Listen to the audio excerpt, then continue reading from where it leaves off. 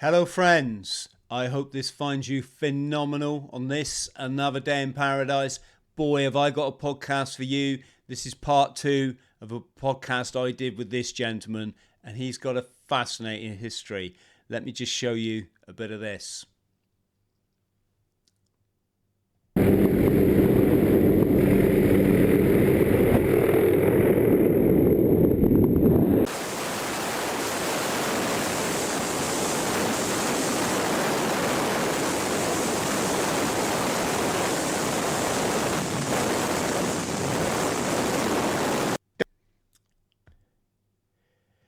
Yes, there we go. It's the one and only Gary Connery, former para turned stuntman. And we got somewhat of a more serious conversation that we're going to have today. So let's get into it.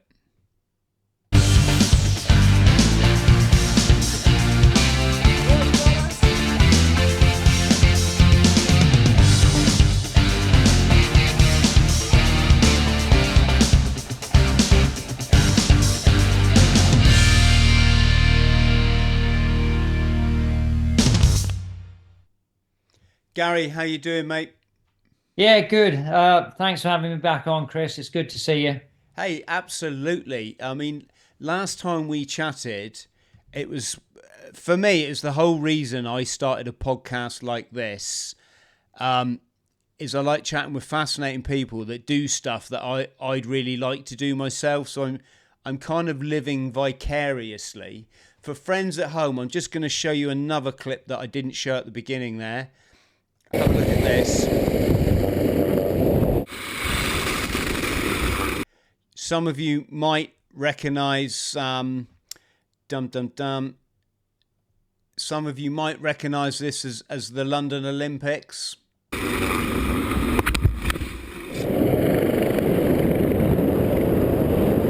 Altesse Royale, le Duc d'Édimbourg. Apologies for I got clips of our former podcast popping in there, Gary. It gets confusing for people. But yes, so first person to land in a wingsuit without a parachute. That was the first clip that I showed people. And then also you probably, I don't know, to my knowledge, being the only body double for the late Queen. Rest in peace. And yeah, we had a great chat about your stunt work. Do you want to talk a bit about that now, Gary, or should we get more into the... Yeah, sure. I mean, look, let's also talk about what you've achieved since we last spoke, because tell us what you've done. I'm sure your listeners probably know anyway, but I mean, I'm amazed that you've gone away and rowed across the Atlantic. I'm guessing you, under that smart shirt that you've put on for this, you must be totally ripped. I have another friend who rode the Atlantic some time ago, and he came back totally ripped, and he's managed to maintain that. So go on, tell us a little bit about that, Chris. I'd love to hear some more. Yes, I'll tell you what, let's just talk about me. Yeah, let's do it. That'd be bloody brilliant. Yeah, do you know what? It's going to be far more interesting than the last 4 years of my life, which have been fascinating in their own way. But go on, I'd love to hear a bit more about your rowing. Yes, mate. So thank you very kindly that you ask.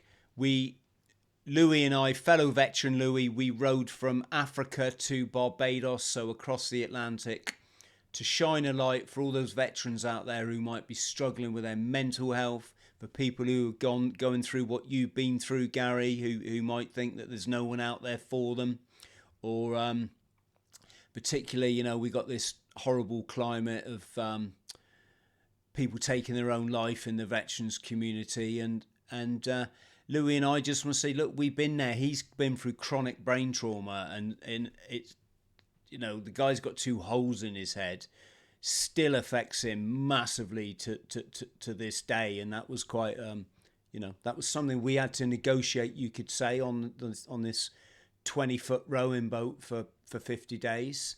But the guy lives in paradise, the same as myself. I've been through chronic addiction, chronic ill mental health. And, if if you hang in there and take all this as experience, then the universe provides for you, and there is always light at the end of the tunnel. So we did that. We raised a few quid for Scotty's Little Soldiers and Elaborate. I'll try and put a link below, folks, if I can remember, if you want to chuck a fiver to those charities. But yeah, Gary, that's the official bump out the way. Has it ever appealed to you, that kind of crossing? Um, I guess honestly, no. But when I do listen to other people, and the fact, I mean, you said 50 days in a 20-foot rowing boat, and all I had visions of was you holding your bum over the side when you need to have a poo. But my guess is that, I don't know, I would imagine, and you tell me, that I guess you're living on a lot of dehydrated and rehydrated foods, boiling the bag kind of stuff. I mean, and the amount of effort that you're probably putting in, I'm guessing you're burning up so much of what your intake is anyway. I mean, you've given a very, very brief overview of what you did and why you did it. But in terms of the actual mechanics of it, I guess most people know nothing about it. So from that perspective, I have an interest in it. And how would I do it? And obviously, who would I ask? People who have done it before. And what spin could another individual put on it? I don't know. I think it's a bonkers thing. Well, did you have frightening moments? Was it, did you have shark fins popping out next to you when your bum's over the side? What did you experience? Yeah, we had all that, but we did manage to capsize about 1,000 miles offshore, which was interesting. Few seconds underwater, sat there in your rowing seat thinking, is our beautiful little Isabel gonna pop back upright again? And unfortunately she did. And I said to Louis all along, if we capsize, I'll be laughing my ass off, Louis. That's just part and parcel of being a former Royal Marine, is I will be laughing. I hope you can join me. And I think Louis did go a bit quiet for the day, but I thought Isabel did the job that she's designed to do, which is capsize and then pop upright again, even though it took about 10 seconds underwater. I bet in that moment you never felt more alive, right? Yeah, it's. I'm going to put something to you because you've done similar. You've put together huge challenges, and am I right in saying, Gary, it's not the row? I mean, the row's one part of it. It's the build up that is the thing. And it's Absolutely. the thing that nobody asks you about because they only see the glossy glory, Yep. Yep. dagger in the teeth hero stuff, or at least that's how they perceive it. It's obviously very different for us mere mortals that are just living our lives, really. But, I mean, how long did you have to prepare to land that wingsuit without a parachute? Do you know what? It's fascinating you bring this up. And I don't know whether we touched on it last time, but I can honestly say that after I landed the wingsuit, and I will come back to your original question of how long, but after I landed the wingsuit, it took maybe 3 hours for me to then just have this massive low of now thinking, Christ, now what? It's over. It's done. Because I'd had, from the first time I jumped out of an aircraft on a wingsuit, I think it was back in 2003, right up to the point in 2012 when I did it. My head, a huge part of the brain space had been taken up with landing a wingsuit. And all of a sudden, once it's over, you realize that it's not about the destination, it's about the journey. It's the people you meet, the tears of pain, the tears of joy, the places you go, both physically and mentally. The whole experience, the variety of life within that one project. It's about that. It's not about the end result.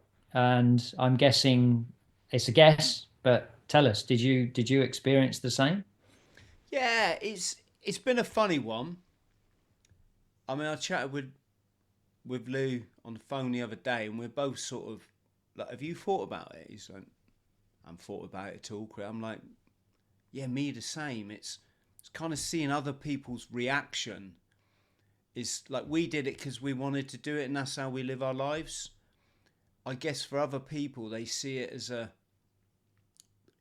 they're able maybe to soak in more what a monumental thing it is to row a 20-foot boat for 3,000 miles through all kinds of conditions. Yeah. I guess we get a bit humble, don't we? Because we just know it's just what we want to do, um, and there is always that bit of a lull afterwards, isn't there? That where you get your life back together and you realise how much it's consumed you. You basically, I had to sort of put my career on hold for a year for this, and quite a few other things that I've done. Yeah, interesting one. Yeah. But like, life is full of many, many challenges, and they come in different shapes and sizes, don't they? Even these days, even getting a bank to engage with you, making a phone call to a bank or paying some cash in, you know, what a nightmare that is now. So yeah, life has many, many challenges. I've been going through a few of late. The last 4 years have been filled with another kind of challenge. Um, So tell us about it, mate. How did it come about?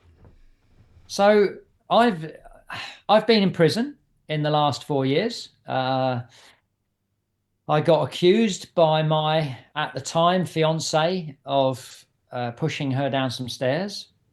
Only after she changed her story. She initially said that she fell down the stairs, but then she changed her story to I pushed her. And all of a sudden, I'm in the system and having a court case, or at least a conviction, cultivated by the authorities. And as a result, I got convicted of Section 20 GBH, which is, for those who don't know, there's two levels. There's Section 18, which is causing injury with intent, and there's Section 20, which is causing injury without intent. So looking at that, I suppose, in a different way, if you cause injury to someone without any intention, then surely that's an accident anyway. Regard, just, the whole thing is bonkers. So I ended up in prison. I went to prison from August 2022 through to March of 23. Then I was on tag for 2 months, which is where you wear a little GPS monitor thing on your ankle, and you have to be at a specific location between the hours of 7 p.m. and 7 a.m. every day. But then you can go out and about. But you're still on what's called license until the end of your sentence. So my sentence was 18 months. And only after that license period is up are you sort of free to roam fully once again. Albeit, there are now restrictions on me. I can't travel to certain countries if I wanted to.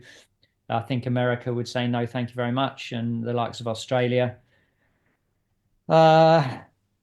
It's difficult getting, insurance that doesn't come at or without paying ridiculous amounts. I think if I had to renew my mortgage, I would probably be looked into, and money would be more expensive because the underwriters of the money see you as a risk. There's so many different ramifications. Trying to find another relationship is very difficult. Hi, I'm Gary. I'm a great catch. Keep myself quite fit. Done some great things in my life. Pretty buoyant, pretty bubbly. Oh, by the way, I do have a conviction of violence against women, and that doesn't really help very much. So, there's you. I've served their time, but actually, I live with this every day, and I'm fighting my corner to try and get my name clear, because I feel I've got so much evidence to show how I've been wronged and how this whole situation was cultivated. While you were talking, I was just flashing up the number of films you've starred in. It's quite, it's quite phenomenal, Gary. And it almost in a way it kind of highlights how much this must have affected you, because you as a guy involved in a lot of uh, fairly high profile sort of stuff. Um, I mean, I don't want to kind of sidetrack too much, but has it affected your stunt work?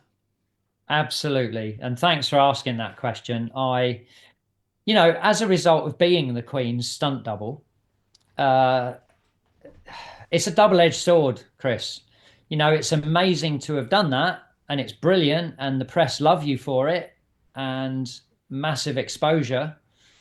But at the same time, because I was the Queen's stunt double, when you then get accused and convicted of something, you then get reported in the national press because you were the Queen's stunt double.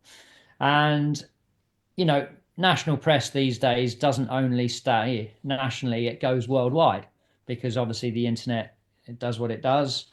And yeah, it's absolutely destroyed my career. It took me 3 decades to build a fantastic reputation. I was at the top of the BBC go-to list for the London area for approved stunt coordinators. I haven't had a call now. And it's, Chris, it's devastating, mate. It's, sorry, I'm getting a bit choked. Yeah, it's not a pleasant space to be. And, I've not had a phone call for, well, I didn't. People didn't know I was in prison at the time. Not everybody that I have worked with in the past, because I have reached out to some people, and some people didn't know, some people did. But even those that didn't know, they're very sympathetic. But I still haven't had phone calls from them. So yeah, super tough. But we are resilient. We crack on. I'm trying to reinvent myself, doing some other stuff, which maybe we'll come on to later. But yeah, it's not the easiest position to be in. Now, before we come and talk about the ins and outs of what happened then, so what about an appeal, Gary? Because I sense there was a lot of well, I've read the notes that you sent me. There was a lot of genuine injustice there. If it's all to go by, the police clearly weren't doing their job, and the judge was looking to knock off early, so to speak. What do you have an appeal avenue available to you? Yeah, so a couple of things there. The appeal, I've already been to the appeal court, and I'll come on to that. And obviously, I can't open up and give you and your listeners something to go away with full knowledge, because there's just so much information and it's all so convoluted. You have so many different statements and transcripts from different people at different times, and it's all interweaved because it's all about a moment in time. But that transcript or statement may not have come until 2 years after the supposed event. So it's a very convoluted mishmash thing. But I've spent the last 3 months or so, I suppose, breaking down pretty much everything I have from a legal perspective. Not my thoughts, because obviously my thoughts are just my thoughts and there's no proof in those. But I've been breaking down statements, transcripts, etc., and all the evidence. And it's ridiculous what I've found. I mean, in the moment, I knew what was truth and what was not. But when you do a proper breakdown, you realize that the jury don't have access to everything I had access to. They hear a story once, and it's over a period of 2 to 3 days. So they might hear something within the first hour on the first day, and then it's not referred to again for another 2.5 days. And they're supposed to remember the detail from previously when they've been home, had a pizza, sat and watched some TV, whatever they do, and then come back the next day wishing they were somewhere else. Because be honest, who wants to do jury duty. Um, you mentioned the judge. So when we'd had the court case, the judge sums up before the jury go off to deliberate. And he wasn't allowed to say, this guy's innocent, but he basically summed up saying, this guy is innocent. When they came back with a guilty verdict, he was kind of beside himself. And he took one look at my barrister and he said, I think you need to be putting together a report of how you feel these people came to their findings, if you know what I mean. And she said, yes, Your Honor. He said, you do know what I mean, don't you? Yes, Your Honor. So afterwards, when we were outside, I said to Sarah, my barrister, I said, what was that all about? And she said, he's basically saying, make sure you appeal. Uh, then jump another month on when sentencing happens. All of a sudden, this judge is another animal because it's now part of the flounce, part of the performance. I'm now in the dock being sentenced. There's a row of national press reporters all there with their little pads and scribbles, and he became someone completely different. I know you are guilty of this crime. You have shown no remorse, blah, blah, blah, blah, blah.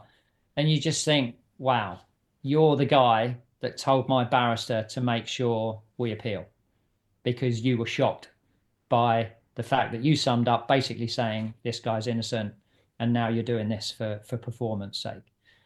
Chris, it's bonkers. And that's just one tiny small part of it. I mean, I could go on and on and on for hours. Part of my breakdown, I did, I put together what I call a fact timeline document. So it would be fact, we had people over for the evening. Fact, there was an altercation on the stairs. Fact, Tanya went down. Tanya went for me. She went down the stairs. I did this whole sort of fact timeline right the way through to the court case, to the appeal court, basically to today. And then I started populating that with all the information that I had, and it came out at 67,000 words. And I thought, no one's going to read all of this. I'm doing it for my own mental health and well-being, and I'm feeling great doing it, but no one's going to read it. So then I squashed it down, tried pulling out the bones of it, and got it to something around 8,700 words. And then I still thought, you know what, this is still too big. And that's when I narrowed it down to what you've got in front of you now, which is about 850 words, which is absolutely the bullet points of that timeline. And everything on there, I have absolute proof for.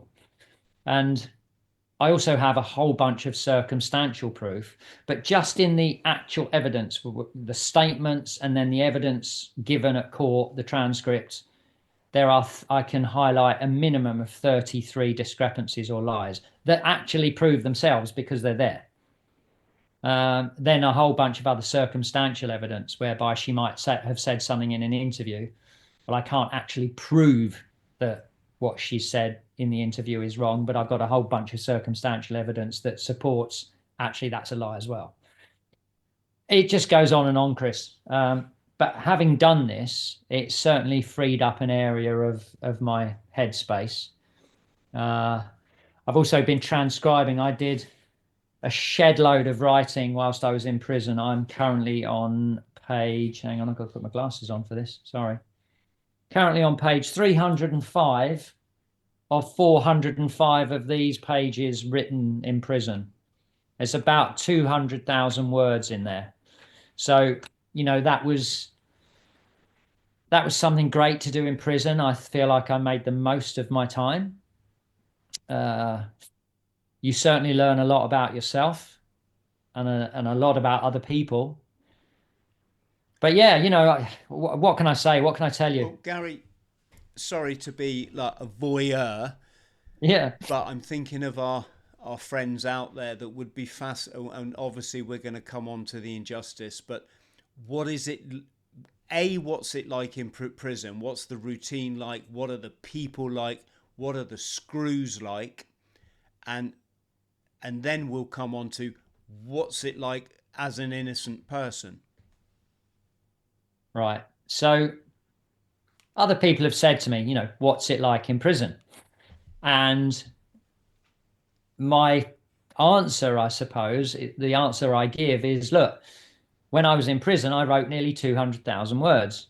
So to give you an answer in a few sentences of what's it like in prison is absolutely futile. It's everything. It's any emotion you can imagine, take that to the extreme ends of each, and you will find that it's peace, it's tranquility, it's uh, extreme trauma, it's frustration to the nth degree, it's laughter, love, hatred, joy, pain.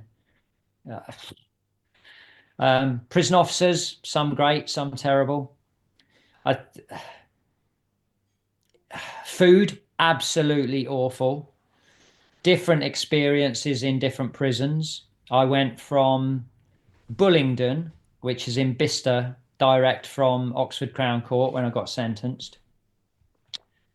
I spent 8 weeks there. I think they found out, oh, actually, Gary's an all right chap. So they sent me off to a lower category prison down in Earlstoke, which is near Devizes. That was relative to Bullingdon and relative to a prison I hadn't yet gone to. That's after Earlstoke. It was a holiday camp, albeit you can't get out of the holiday camp. So I suppose a bit like going to some of these places in far-flung countries where maybe you shouldn't really go because of unrest, but you stay within the perimeter of the holiday camp. So it was a bit like that.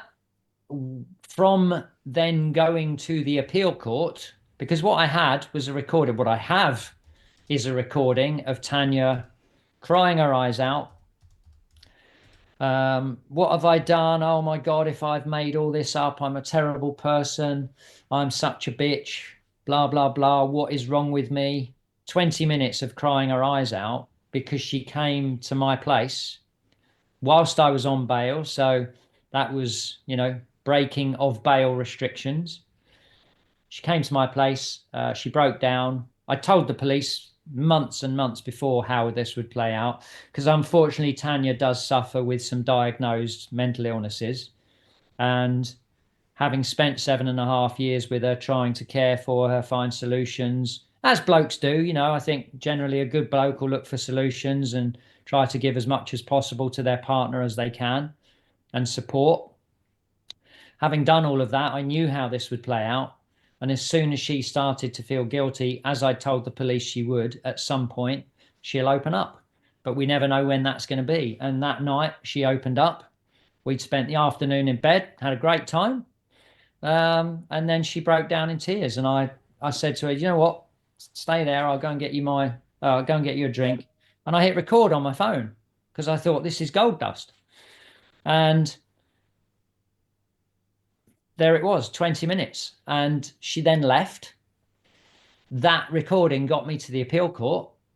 After the appeal court, so I'm coming on to prisons, aren't I? After the appeal court, so I've gone off on a slight tangent. The appeal court, I went to Pentonville. Oh my God. First few nights I spent sharing my cell with some cockroaches. So anyway, I'll come back to Pentonville. Going on to, this recording, that got me to the appeal court. And at the appeal court, Tanya admitted that she'd been lying to the police because she couldn't really deny it at this point. The police had put out a statement saying, we now know she's been lying throughout the investigation. Her actions cast serious doubt as to whether she can be seen as a credible witness, and her actions throughout have been very questionable. It's all a bit too late. Yet with all of that at the appeal court, the recording, her saying, yes, I've been lying, and the police statement, I still have a conviction. But when you look at the postmasters situation, you've still got postmasters who are convicted. And yet the government and the post office know that the postmaster debacle was all about an accounting software glitch. And yet you've still got people with these. I'm so sorry. Did that pick up on your end?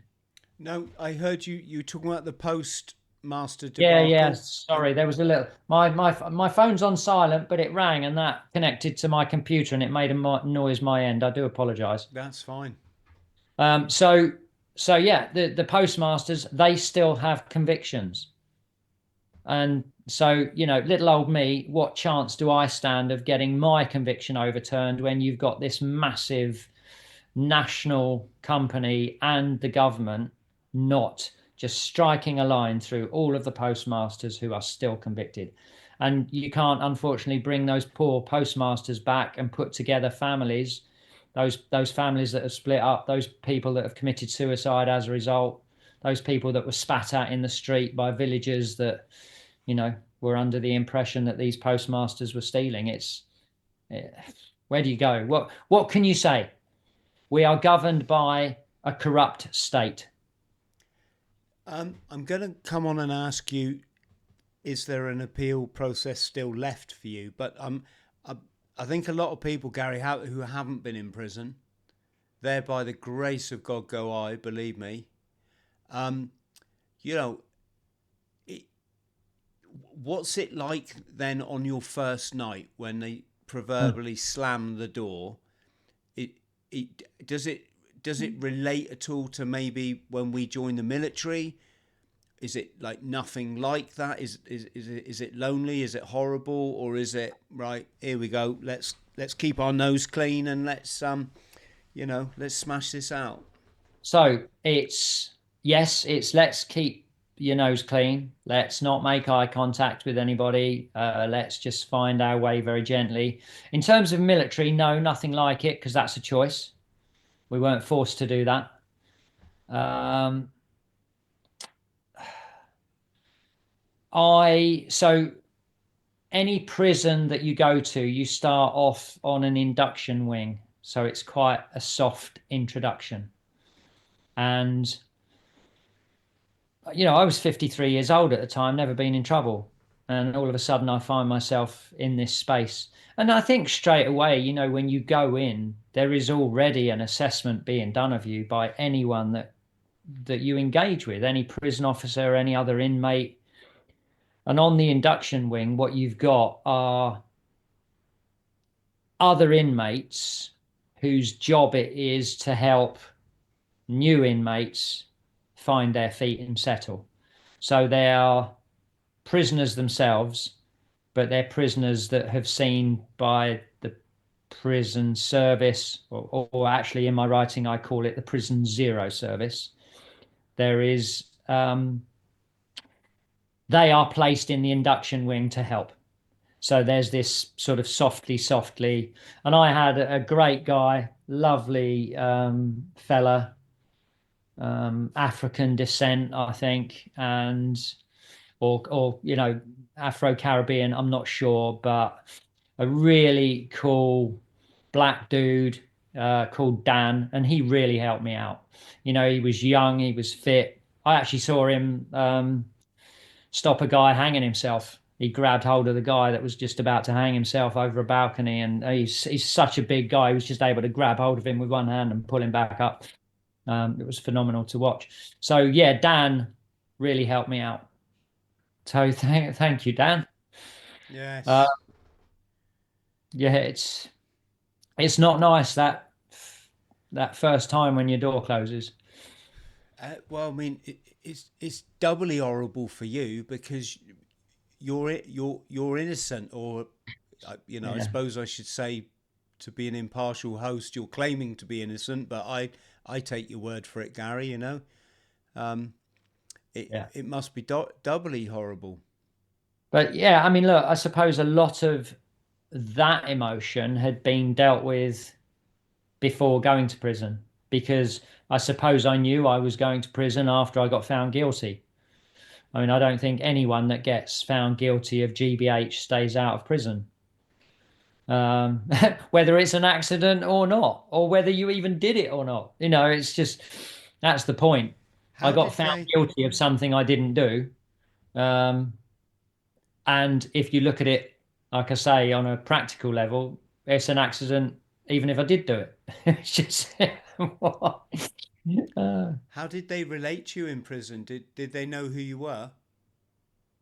uh, one of the prison officers came up to me on the quiet one time whilst I was in Bullingdon, so the first 8 weeks.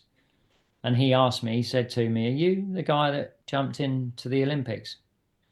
And I did say to him, I said, yeah, but I said, do me a favor and sort of keep it quiet. But it didn't stay quiet. Um, but ultimately, because I was old and because I suppose, relatively educated, or at least can hold my own and have had lots of life experience, I kind of became a go-to figure from a lot of the other inmates. There was Were a lot they of positivity around me. Go on. were they probably thought being you know the Queen's double, you could give some pardons out. Well, I actually was queen for a short period of time, wasn't I? You know, for the illusion. It's actually amazing how many people supposedly believed that that really was the queen. When in the past I've spoken with people and said, "Oh yeah, about having jumped out as the queen." Oh, what? That wasn't the queen, you know, or they believed that maybe Daniel Craig had done it as well, as opposed to there being a double or someone else playing the part of Bond. So yeah, it's fascinating, isn't it? What other stuff did you do inside to occupy your time when you weren't writing? So yeah, writing, reading, which is something I'd not done a lot of in the past. I'm certainly not someone that if I've got time on my hands and I think, oh, what shall I do? Shall I go for a run? Shall I climb a tree? Shall I climb a building and jump off it? Shall I go and have a round of golf? Go for a ride on my bike? Or shall I sit down and read? I'm certainly not someone that picks up the book. Uh, but that was enlightening. Yeah, I probably read more in prison than the sum total of everything I'd read in the rest of my entire life. So, and I actually did enjoy it, but since coming out, I haven't picked up a book again. So that tells you something. Uh, I did, yeah, writing, reading, lots of walking up and down. So I worked out that if I did, I think it was 10,520 lengths of my cell in Pentonville, I'd just done a marathon. So, so there was an occasion when I pissed off my cellmate, a lovely Romanian truck driver called Julian. I pissed him off one day by doing a marathon. There's a TV in your room. Not that the channels are particularly good and the reception's not particularly good. Lots of exercise, lots of in-cell training, push-ups. It's the stereotypical, if you watch a prison show, or some sort of drama, the stereotypical chin-ups and press-ups and sit-ups and all of that. I had water bottles, or rather drinks bottles filled with water in a mesh bag, and I was using that as weights. So I actually, I tried to maintain my level of fitness. Cardio was difficult because we didn't get outside very often, but when we did, I would run. Um, and I was often told that I couldn't run barefoot, but I challenged that because clearly I was running barefoot. And that's why they said you can't run barefoot. But I am running barefoot. Look, I can. But they didn't like the idea of me running barefoot. Don't know why. But it was far better than trying to run in the prison issue footwear. Um, yeah, Yeah, lots of experiences, Chris. I mean, look, I guess it's if you ran away, they wouldn't be able to like see which way you went by looking at the was it the marks on the bottom of your shoes? I don't know. No idea. What That's great. Other people have mentioned the whole prison experience, and I've never had an illness that's been so bad that it might have killed me and I've got over it. And then therefore I treat every day like an absolutely new, wonderful day. I've never had that, but I've listened to people talk of that experience. Now, if the judge had said to me on sentencing day, hey, Gary, tell you what, you can crack on and keep doing what you've been doing, stay out of prison, or I can send you to prison and, go and do our time or the state's time. I would have said, thanks very much. I'll stay out. I didn't have that choice. But I can honestly say, not having the choice, that I'm kind of glad it's happened because I realized that I've got so much on roads, and on roads is the term that people, inmates, use for being outside, being on the road, on the roads. So, it was an awakening experience. It was, oh my God, my life has been incredible. And this isn't my choice to be here. And I have some wonderful things to look forward to when I get out, and my life will continue. I don't, going back to the whole stunt work thing, I don't necessarily miss the activity of being a stunt coordinator, but I do miss the money. But what I've got now is a very different take on life. And I realize that it's not about surrounding myself with trinkets or buying little pieces of art or, the latest pair of trainers kind of thing. I have a very different take on life and a very different level of freedom, which is wonderful. And that's as a result of going to prison. So now you just go and steal them. Well, Sorry, I got the wrong end of the stick then, didn't you I? know what? Do you know what? You touch on that, and yet this is part of what we sort of touched on a little bit earlier on about not having a job and not being able to earn any money. The state definitely does set you up to fail. Now, I know that the state isn't responsible for companies employing people, but trying to apply to work, if you say that you've got a conviction, you're not getting a job. And that is a real setup to fail. I have done their time. I don't call it my time because it wasn't. I mean, I spent my time, but I was doing the time that they required me to do. So it's their time. I've done their time, but the world doesn't recognize that. It sets you up to fail. So what am I supposed to do now for an income? What do I do to pay my mortgage? What do I do to sort out myself or, you know, put a new tire on my car if I need to? It's not about doing their time and then all of a sudden, oh, that's it, it's over. Not at all. And that's a huge thing that people coming out of prison must experience time and time and time again. You're non-existent when you're behind the wall. You can't see out, people can't see in. To the outside world, you're a nothing other than those people very close to you. And when you come out, they don't allow you to be something. It's quite a challenge, Chris.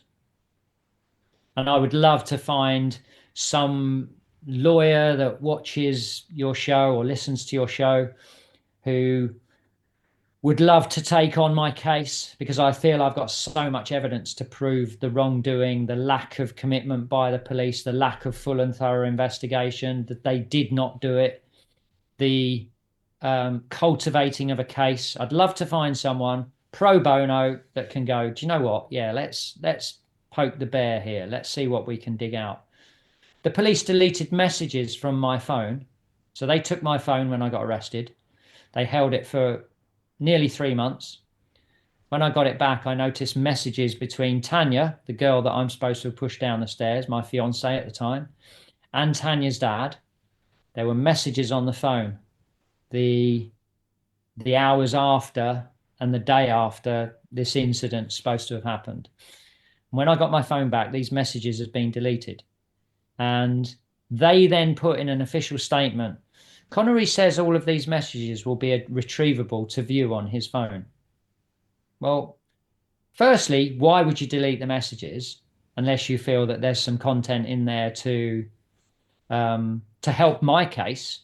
And secondly, why would you pick on saying something so sort of innocuous? Yeah, there's messages on my phone. You can have a look if you want.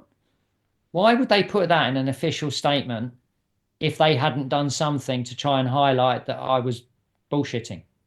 It doesn't make any sense. I don't know if what I've just said makes sense, but that's corrupt. Yeah, we get the gist of it. Certainly would be good if somebody was to get in contact with you to discuss the possibilities here. Yeah. Just sorry to stick on the prison thing, but what's it like the day that you get set free? um, it was all very surreal, to be honest with you. I walked out of Pentonville with another guy. He got released same day. And honestly, you just get shown a door and you walk out and you're now outside. And they've given you whatever possessions you had when you went in, they've given back to you. And whatever you've ended up with coming out of prison, for me, it was quite a heavy bunch of paper that I'd been writing on. Uh, and a few quid on top to get you on your way, sort of thing. I think they give you something like 80 quid so that you can get a train somewhere or a taxi or whatever. And it was quite a cold day. I didn't have much in the way of clothing simply because I didn't know that when you go to sentencing, that you just get taken straight off. You know, it's the take him down and you go down, and all of a sudden that's it. You're off to prison. I was wearing a suit, a tie, a shirt, some shoes, no money, no bank cards, nothing, because I was just there. You know, I had my members of family and friends sort of in the dock, not in the dock, in the viewing area, you know, the listening area. I don't know what it's called. Public gallery. There you go. I had those people with me, but once you're gone, once you're taken down, you don't have access to them. So I literally had suit, shirt, shoes. Uh, so anyway, I come out. It's March, middle of March 23. It was cold. Myself and this guy walked out. I didn't even have a phone. I didn't have my phone with me, nothing. Um, that obviously the prison's no zero service would have kept until I come out. But I borrowed this guy's phone to make a call, to call my mum to let her know I was now out, because I had to go direct from prison to my mum's because that's where I was on tag for 2 months. So yeah, I ended up getting in a cab to take me to Tottenham Hale tube station, and then from Tottenham Hale I was able to take a train out to where my mum lives. And it was all a bit just surreal. It was just another day in life. I mean, I think I do a very good job of living in the moment. Uh, and so it was just new moments. It was fresh. I don't know, it's hard to describe. I honestly thought when I came out of prison that I would probably keep writing because I had enjoyed the writing experience. What I realized, I think, is that the writing was just keeping me from going crazy. You know, it was something to kill time rather than allowing time to kill me. Um, it's hard to describe how it was, Chris. Have many of your friends turned their backs on you, That's or an interesting question. I say Um, friends? Obviously, they wouldn't be friends, would they? But acquaintances. Well, that's the thing. I've learned that people I thought were friends and even business partners were not friends. And people that I thought were acquaintances have been great friends. So, yeah, that's a huge learning curve too. And, you know, because financially I'm not where I used to be right now, I don't go out the way I used to.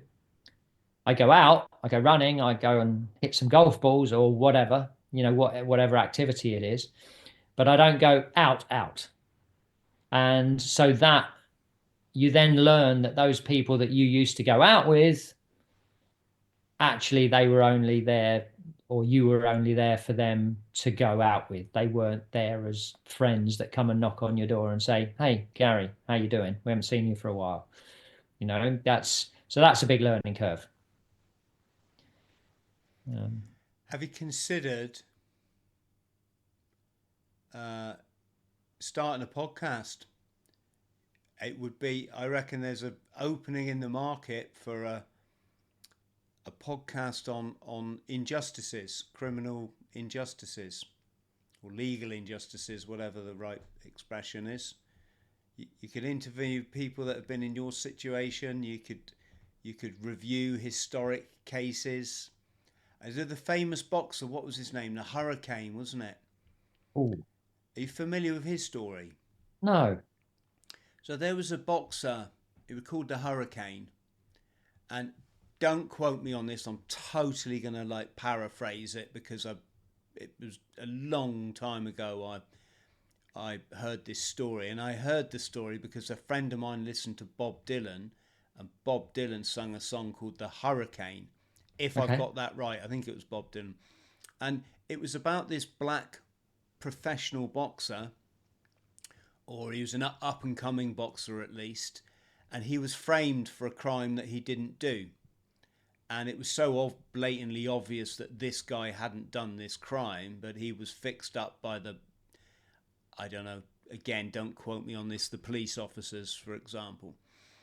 And it was one of those ones where it was so obvious he was innocent that celebrities started to get on the case, and one of them being Bob Dylan. But none of them saw it through to the end. And then three lads got together. They were university lads. I don't know if they were, I'm guessing they were studying law, or they just started in practice, and they literally booked an apartment opposite the prison so he could look out of the bars of his cell and see them waving at him to say, look, we haven't forgotten you, we'll support you. And eventually he was free. There was a film made about it. I don't know how accurate the film is, but Right. and a friend of mine, former Marine buddy of mine, Matty, he's absolutely into this case in America where I think it was three youngsters. They were found killed basically, and it was all leveled on someone. I don't know the ins and outs of this case. I have seen, on YouTube or something. It's a very famous case. And whereas everything in all likely, it pointed at someone else. I'm not going to say the someone else because I don't remember who it was. And I just know that there's an actual podcast just about that case in itself. And my friend's just fixated on it. Just everything about that case. He's passionate about that these youngsters get justice. Yeah. People are going to put in the comments that will know more about it. But I just figure a way to sort of establish your innocence is to start that podcast, because then you're just totally coming right out with it in view of the public, saying this injustice was done to me. I'm gonna let's try and stop this in the future. It's Yeah. I mean, look, great idea. I'd love to be on more podcasts. Uh, do I have the energy or the technical expertise? Energy, maybe yes. Technical expertise, no, but I know that can be learned.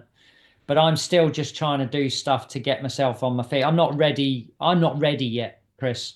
That's not just making an excuse. I'm still transcribing my writing from prison because that could well be a book. I've got another book that I wrote pretty much before any of this all kicked off. I started in 2017, and it's called The Day I Became Queen. That is almost ready to go.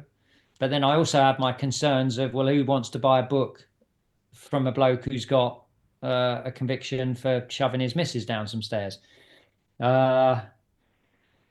So my head is still slightly messy. I'm trying to raise a business, a power production business, generating electricity. Do I have the energy and the strength at the moment to work out how to do a podcast? Probably not. Do I want to be on more podcasts to tell my story? Absolutely yes. Well, on that note, Gary, there you go, friends out there. Many of you will have podcasts. There's a direct invitation from Gary to reciprocate and invite him. I know a couple of people that are very big in the podcasting game, so I will naturally speak to them. In fact, I know several people. That'd be great if you would. Yes, please. Yeah, absolutely. And by all means, throw out my contact details on there, Chris, to get, so that people can get in touch. I would really appreciate that. Yes. So, Gary, what's next then? What's next for you? The thing I'm very impressed about is that you're in a good headspace, and I it's not hard to see how bloody hard something like this is for you. I mean, geez, it's for someone from a proud ex-forces through your professional career to achieve the pinnacle of what many people could only aspire to, and then have such an injustice done in an area that's not domestic violence. Not it's not pleasant, and lots of people do unfortunately judge.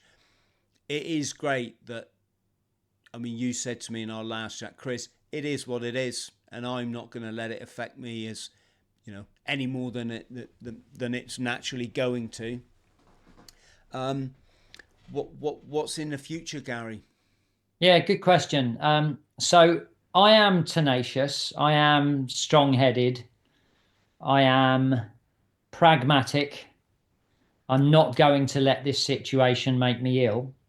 So whilst I'm pursuing my innocence, I mentioned trying to get a power production business off the ground. And I am trying to get my foot back in the door in the stunt world. I've gone to see some people that I know and have great respect for. There's a great guy called Roy Taylor who made the documentary film The Man Who Flew to Earth, which is about my wingsuit landing. And he's prolific at the moment in the stunt world with coordinating some big shows. So I went to see him recently. He's going to help me out, which is very sweet. Uh, yeah, do you know what? Experiencing life, Chris. That's what's next. Being positive, living in the moment, finding love everywhere, sprinkling love dust everywhere I can. Love seems to be not carried around in the back pocket by lots of people, but you know what? It's free of charge and it's not in short supply. So that goes everywhere with me. And, you know, Tanya, I have absolutely nothing against Tanya. I wish we were back where we were, 4 years ago, or a bit over 4 years ago now. It's the state I have the problem with. So, uh, Tanya was just unfortunately transporting an illness that she didn't want to transport. And she would cry herself to sleep very often.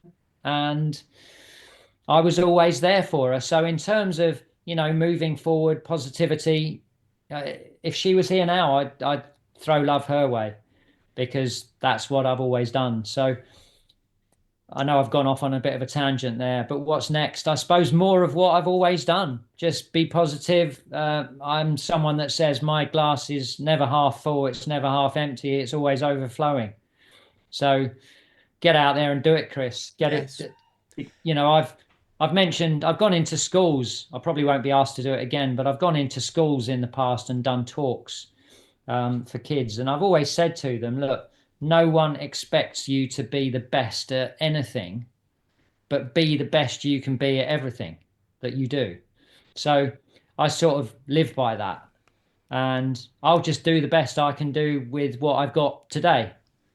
So, whether it's pouring down with rain outside or snowing or blowing a gale, the sun is always shining.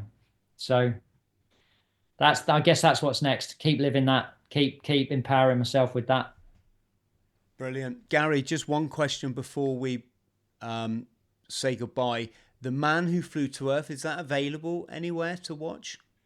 Yeah, interesting. And thanks for bringing that up. It was on Vimeo. Now, hang on, let me just before you go searching, it was on Vimeo, but because Roy has recently been speaking with some other big platforms, I think the link for now is non-active because I think it's had to be taken down so that it can be reignited on these new platforms that he's been speaking to.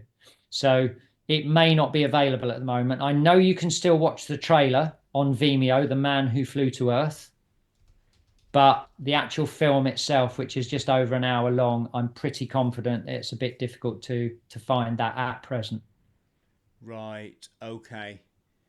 I will have a dig around because I'm But if you find it, let me know. I'm tenacious when it comes to watching something that I think just sounds absolutely brilliant.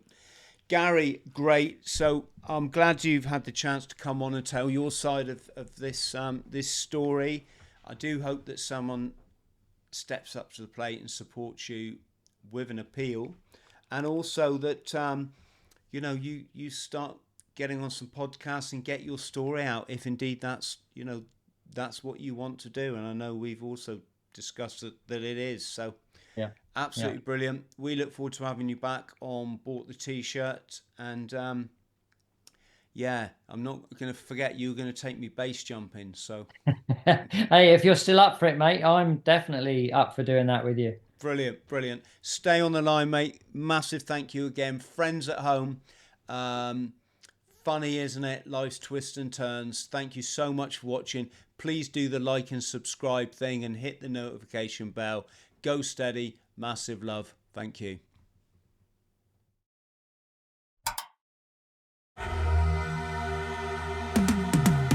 Cause I've been living life right like I could just die